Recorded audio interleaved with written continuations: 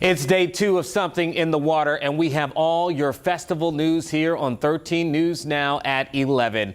I'm Eugene Daniel, and thanks for staying up late with us tonight. We are so close to finding out who Pharrell brought on stage as his special guest tonight. Anticipation is building, and Bethany Reitz was at the oceanfront hearing the excitement all day long.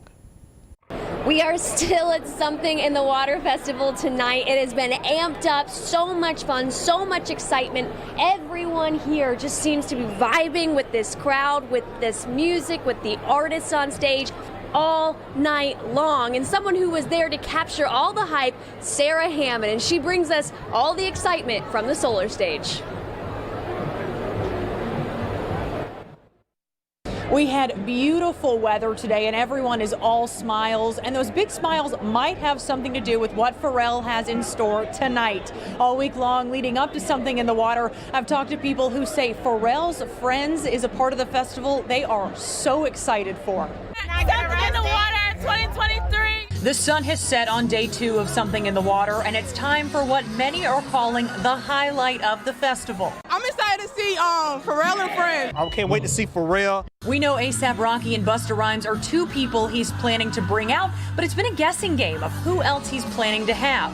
In 2019, the crowd of thousands got to see Jay-Z, Diddy, Busta Rhymes, Usher, Snoop Dogg, Missy Elliott, Timbaland, Charlie Wilson, and Tyler, the Creator. So who were people expecting this year? Drake, Jay-Z. I would love to see Snoop Dogg.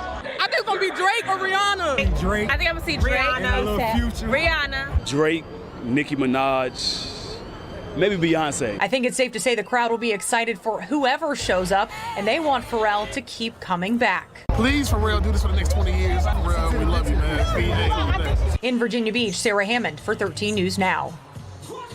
All right, thank you, Sarah. Now it's a stacked lineup for tomorrow, too. This isn't just a big night. Tomorrow's a big night with Lil Uzi Vert and Wu-Tang Clan headlining the night.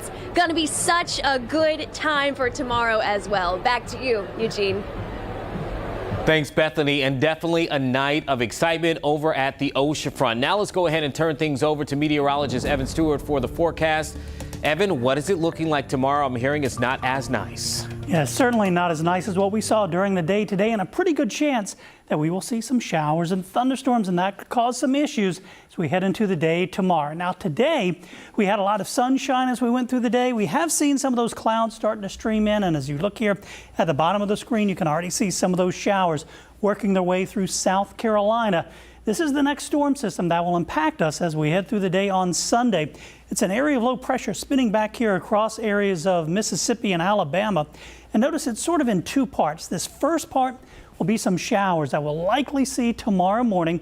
Could even be a rumble of thunder, but I think that'll be out of here by, say, about mid to late morning. Midday, we'll get a little bit of a break, and then into the afternoon, watch this area of low pressure. That'll bring us a chance at some thunderstorms into the afternoon, and some of those could be on the strong side. We're under level 2 slight risk across parts of the peninsula, eastern shore, south side, and northeastern North Carolina for the potential for some stronger thunderstorms tomorrow. So level 2 means scattered severe thunderstorms are possible. While tornadoes are not expected, we can't totally rule it out.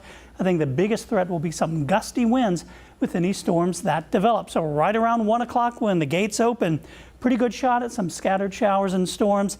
They do start to taper off, though, as we head into early evening. So if things are delayed a little bit, it does look like we'll be able to get off some of the concerts as we go later into the evening as things wrap up just around midnight or so. Now, I'll use Futurecast to time things out and talk about a much drier forecast next week. That's coming up in a few minutes. Eugene? All right, Evan, thank you. Well, out at the lunar stage, people got to see Machine Gun Kelly, Lil Wayne, and several awesome performances tonight, despite a slight weather delay this morning. Alex Littlehales was there. Day 2 of Something in the Water kicking off without the stormy weather and rain. Here's what you may have missed. Hey, look. Hey, something in the water. If you ain't got one, you ain't got one. We outside. Something is truly in the water looking at the way this wave of fans came crashing in. Stay hydrated. After a day of delays to kick off the festival weekend, the gates for Day 2 opened just after noon under sunshine and an ocean breeze. We started waiting at like 10:30. We got there at like 10:30. We were at the front of the line. Milani Knight and her boyfriend found their place in line hours before to be some of the first fans through today's gates. I'm excited. I think he's going to outdo it from the first year. Day 2's first fans walked into the sound of Black Sheriff's kickoff set in his first trip to the United States. Day 2 bringing festival goers both new to the scene. My first concert experience, so Ever? big, yep. And the seasoned veterans. I designed the shirt. Flip around, I want to see this shirt here. Ricky Hopkins is one of hundreds of Something in the Water cousins. Fan group of Hampton Roads locals who all share a love for the festival, Pharrell and his greater impact on the region. And we came in eyes wide open. I mean, we knew exactly what to expect based upon the previous years. We knew it was going to be a good time. We knew Pharrell wasn't going to disappoint. With the music flowing and feet moving, the festival finally feels underway.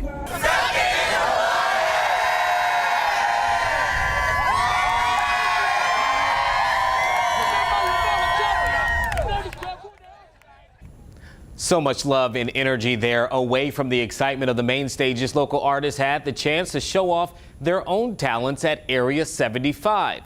Emily Harrison has more from some of the vendors and DJs who put their names out to hundreds of people. Even though these artists are still a few blocks away from the main stage, this is still a chance for them to shine, they say, getting a crowd in front of them who might not have heard of them. The energy at Area 75 is contagious. It's a completely free event where people could browse the booths, shop, and dance to free music and entertainment. I hope I did well. It's always a really good time when you see the crowd dancing and enjoying themselves. Artists like DJ Glenn Jammin' Buttons says the process to get a spot in Area 75 can take months. And it's not just musicians who come here, it's also entrepreneurs who offer anything from organic juices that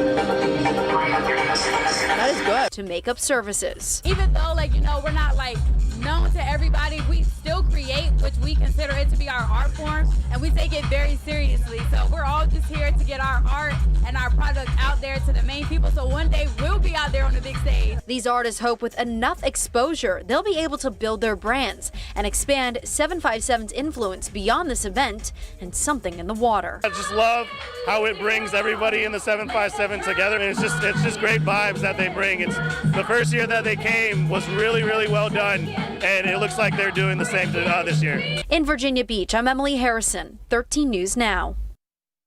If you didn't make it out to Area 75, your last chance is tomorrow. It opens back up again Sunday at noon.